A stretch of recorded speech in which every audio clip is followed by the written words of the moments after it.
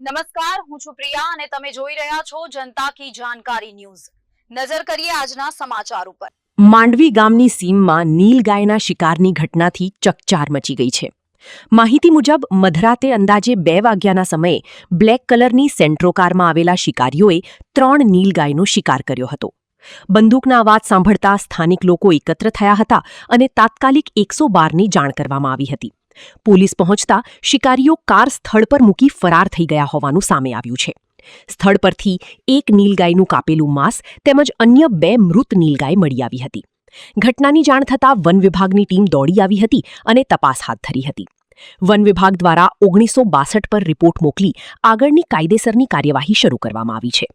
ઘટનાને લઈ સમગ્ર વિસ્તારમાં ભારે ખળભળાટ મચી ગયો છે।